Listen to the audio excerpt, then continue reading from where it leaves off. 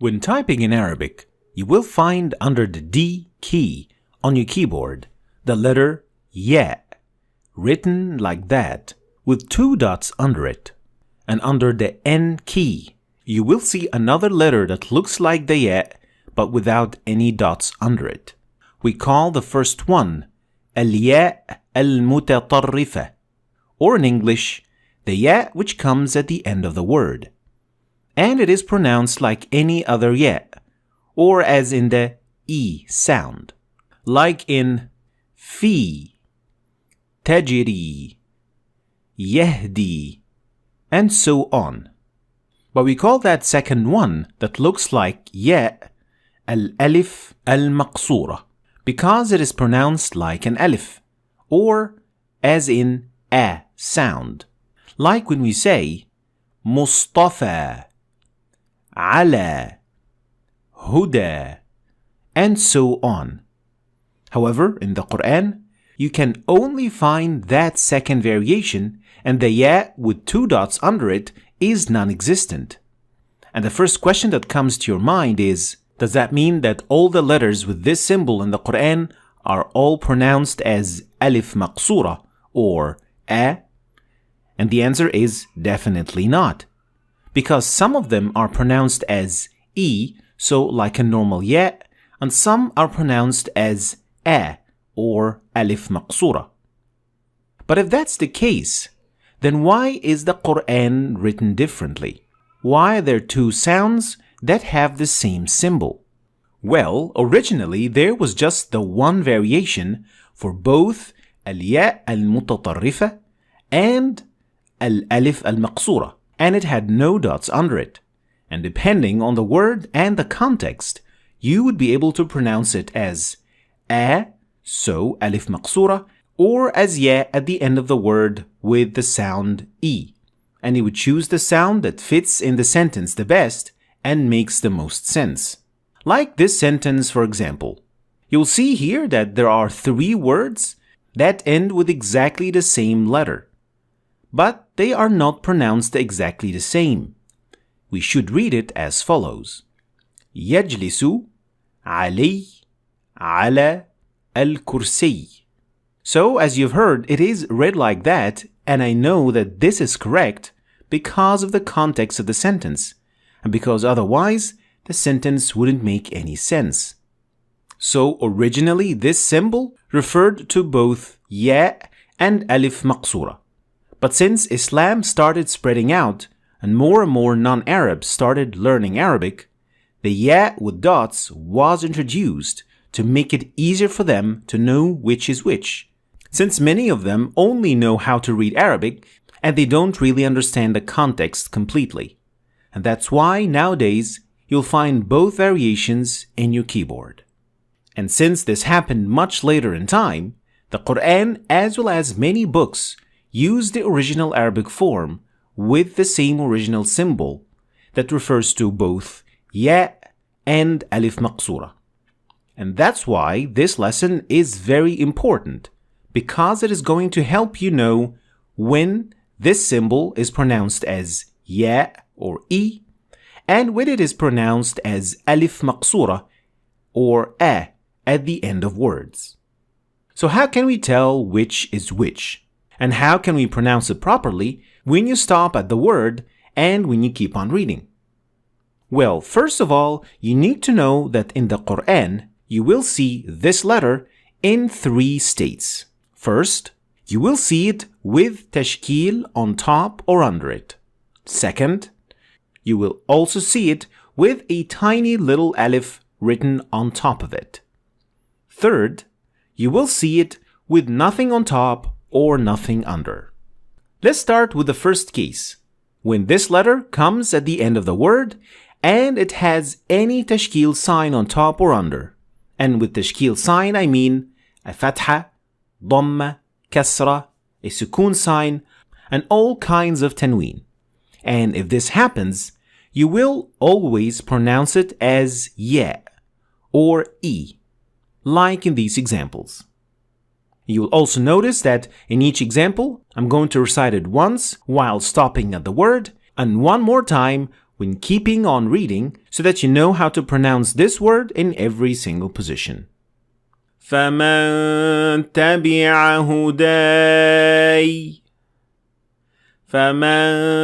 تبع هداي فلا خوف عليهم. So here we have in the word huday, the word ended with ya and it has fatha on top, so this means that you will pronounce it as ya without any problems. Next example. إلا قوم يونس لما آمنوا كشفنا عنهم عذاب الخزي في الحياة الدنيا. And in this word we see al-khizi has a kasra under it. So we said عذاب الخزي في الحياة الدنيا. Next example. إن ربك هو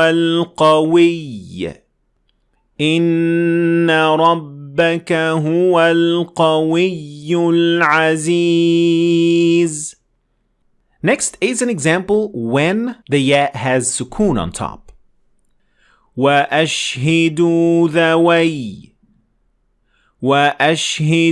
ذوي عدل منكم. Again, we pronounce it as ya because it has the sukun sign on top. واتل عليهم نبأ بني آدم بالحق. And now when the ya has shadda on top and a tanween. Let's see how it sounds like when you stop at it and when you keep on reading. يسألونك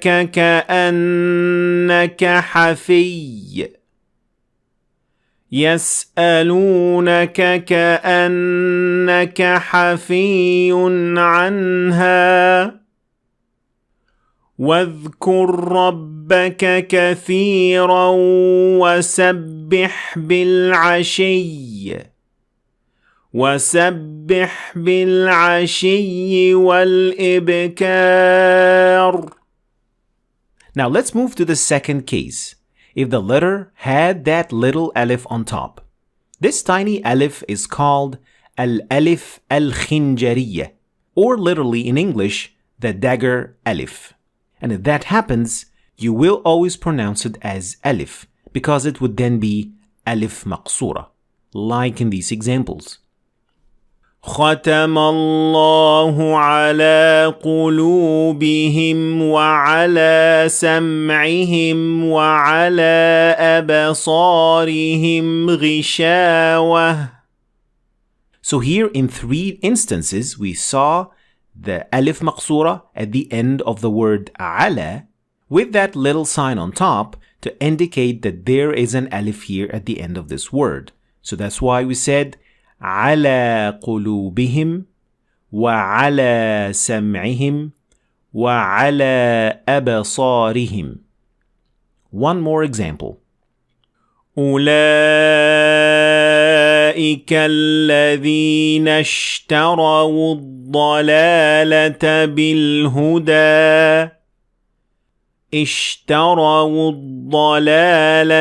بالهدى فما ربحت. Finally, the last case is when this letter has absolutely nothing on top or under it. And when that happens, you will have to look at the letter before it. If it has kasra, then it would mean that it is a ya and you should pronounce it as ya or e. And if what comes before it has fatha on top, then it would mean that it is an alif maqsura and you should then pronounce it as an alif or a, like in these examples. فبدل الذين ظلموا قولا غير الذي قيل لهم. Here in the word الذي, we have ya that has nothing on top or under it, but before it we have dhal, which has kasra under it. So that's why we say الذي. Next example. وهدوا إلى الطيب من القول وهدوا إلى صراط الحميد. And here in this word, it ends with alif maqsura that has nothing on top or under it, but we know that we should pronounce it as alif because the letter before it, which is lam, has fatha on top. But we should also know that in many instances, this alif maqsura is only visible when stopping at the word, like when we said وَهُدُوا إِلَى. But if you keep on reading, you won't pronounce the alif maqsura at all at the end of the word. And that's why when we kept on reading, we said وَهُدُوا إِلَى الطَّيِّبِ and not وَهُدُوا إِلَى الطَّيِّبِ. And the reason why this happens is because of the phenomenon of التقاء الساكنين, which I explained extensively in this lesson. So please check it out to understand this concept even more. Let's have a look at one more example for this phenomenon. وَالْمُؤَلَّفَةِ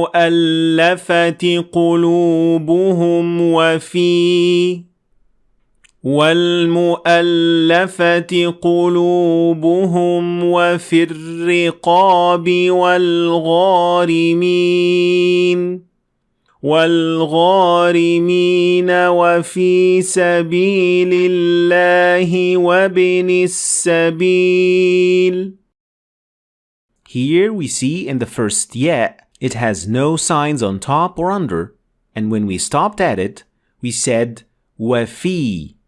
But when we kept on reading, we said وَفِي الرِّقَابِ, and we did not say وَفِي الرِّقَابِ because that would be wrong. And the reason as indicated is because of the fact that two letters with sukoon followed one another. So to recap, in the Quran, when this letter comes at the end of words, it can be pronounced as ya or as alif. You pronounce it as ya if it has any tashkil sign on top or under it. And you pronounce it as alif if it has that tiny alif sign on top. And when it has no signs at all, you look to the letter before it. If it has kasra, then you pronounce it as ya. And if it has fatha, then you pronounce it as alif. And you should really pay attention to what comes after it, because it could then be a case of التقاء الساكنين. Thanks for watching. I hope you've learned something new today. If you did, please like and share the video for other people to learn from it. And don't forget to subscribe to our channel if you want to see more videos like this. Thanks for watching, and I'll see you next time.